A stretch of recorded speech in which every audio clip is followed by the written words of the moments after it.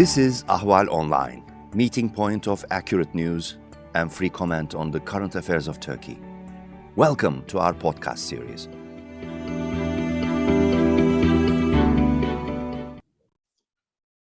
Hello, dear Ahval audience. Today, again, we will be discussing about Israeli President Isaac Herzog's visit to Turkey, of course, with my guest, Aykan Erdemir, who is Senior Director at the Foundation for the Defense of Democracies.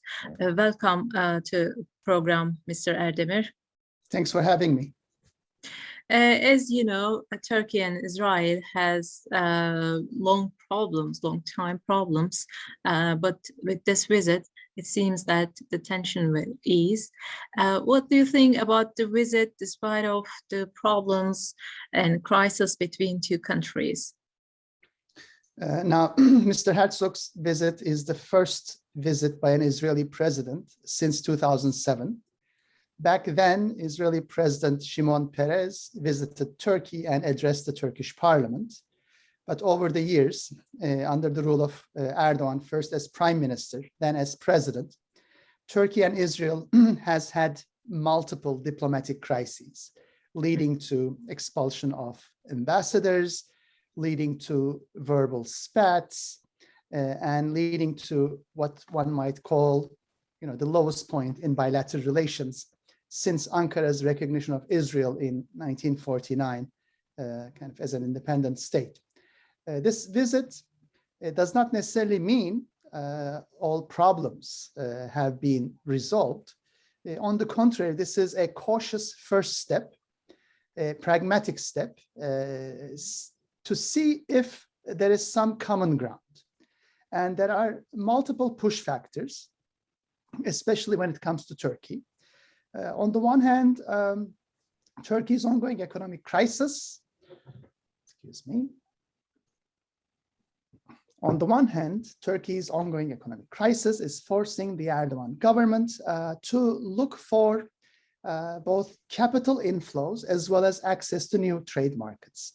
On the other hand, Ankara's growing isolation in the Eastern Mediterranean, especially with Greece, Cyprus, Egypt, the United Arab Emirates, Saudi Arabia, and Israel coming together, is forcing Ankara to look for ways to break free from this isolation.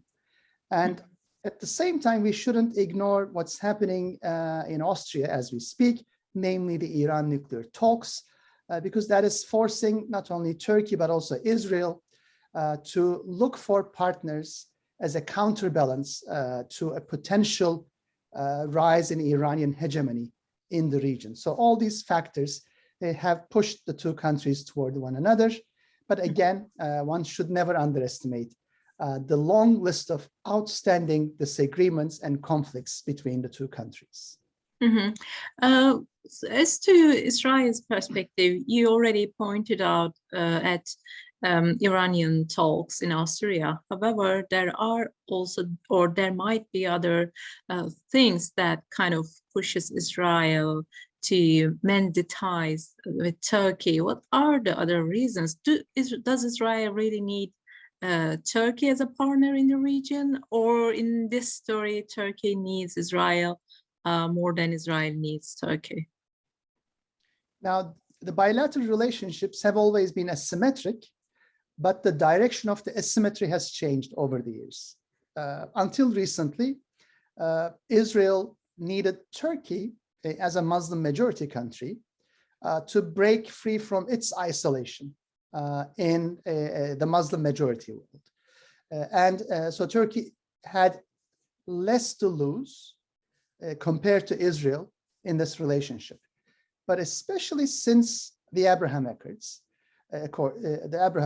when Israel started making peace and establishment diplomatic relations with some of its Arab neighbors, this asymmetry has changed.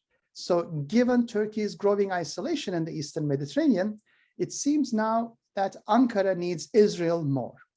And nevertheless, I think both parties, especially with the nuclear talks with Iran on the way, and according to some sources, quite close to completion, I think not only Israel and Turkey but also Egypt, the United Arab Emirates, and Saudi Arabia are also looking for partners, potential tactical partners, in pushing back against growing Iranian hegemony. So definitely Israel will be interested not just in diplomatic and trade links with Turkey, but also will want to search for opportunities for security and intelligence cooperation. However, as many Israeli officials have stated, these things are easier said than done, given they need a greater degree of trust and harmony between the two states for them to, let's say, make headway. So at this point, I think we will see a gradual process as Israel is approaching this with cautious optimism. But at the same time, one should also never ignore the fact that in 2023, Turkey is heading for some landmark elections, which might lead to a complete reshuffle of the Turkish political scene. So I would say, just like Turkey's relationship with the United States and the European Union, Turkey's relations with Israel might have to wait until the end of the 2023 elections to see the ultimate direction those relationships will take. Also, we know that Turkey had this blue homeland doctrine for years, which anticipates Turkey's dominance over Mediterranean through its gas and oil surge. But I think now things changed. Turkey kind of backed off from this claim, or did Turkey kind of expel those Hamas members, which who are kind of Israel is sensitive about them? So what happened on these issues? Did Israel take what he wanted from Turkey on these issues? Now, among those two issues, Hamas remains Israel's top security issue vis-a-vis Turkey. And Israeli officials have repeatedly made demands from Ankara.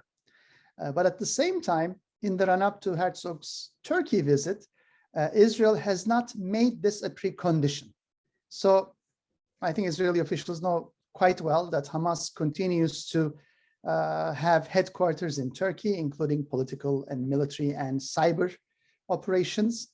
And yes, there has been some Turkish push for Hamas to lay low for a while, curb down some of its activity, but ultimately Hamas is in Turkey and will stay in Turkey. So I think Israel is looking at this as a kind of a mid to long-term issue to be dealt with Turkey.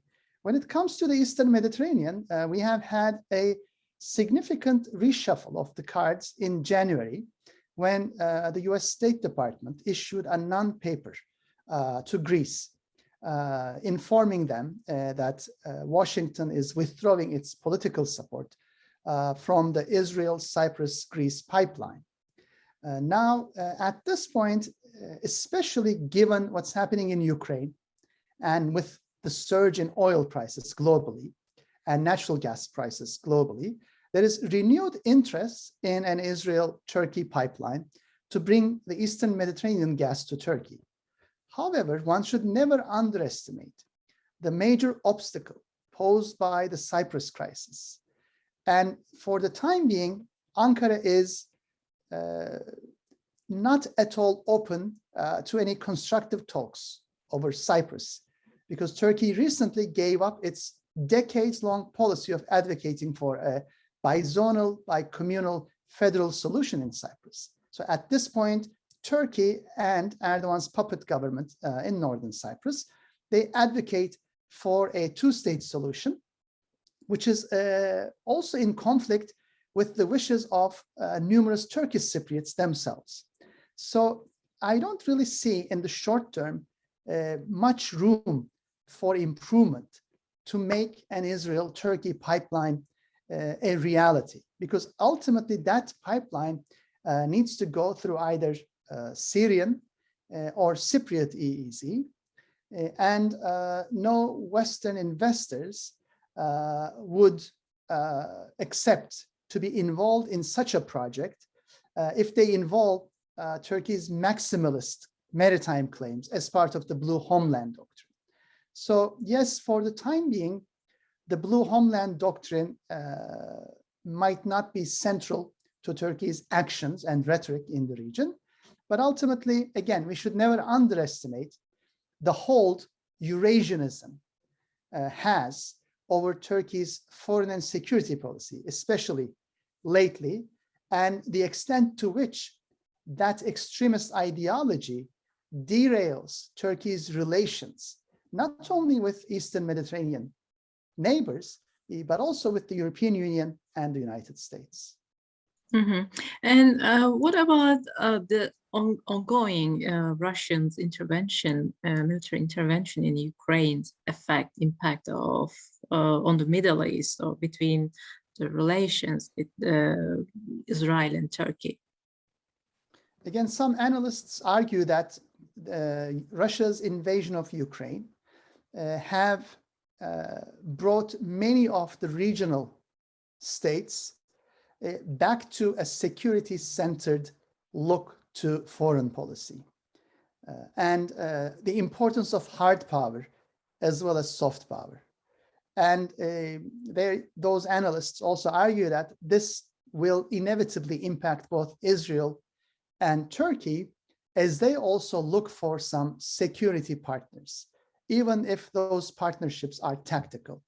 Because when we take a look at elsewhere in the Middle East, we're seeing the growing discontent in Saudi Arabia and the United Arab Emirates, especially vis-a-vis the Iran nuclear talks. And there are reports that both MBS and MBZ refuse to take phone calls from the Biden administration and are not cooperating by increasing their oil output. So this shows that Russian hegemonic ambitions and moves in its hinterland is leading to a number of reshuffles in foreign and security policy posturing in the Middle East. And neither Israel nor Turkey can remain out of these influences. So a relative improvement of relationships between two countries can be expected, but nothing more, right? Probably, but at the same time, both Turkey and Israel, we have to keep in mind, are trying to play a balancing role when it comes to Ukraine and Russia. Mm-hmm. And both Ankara and Jerusalem have been involved in various mediation attempts. And this has come out as one other common ground the two countries have. So given how tense the relations are on a number of issues, I think this new common ground triggered by Russia's invasion of Ukraine could also play a sustaining role to these bilateral relations. Yeah, okay. Thank you very much, Mr. Erdemir, for explaining the current relationships between two countries. Thanks for having me.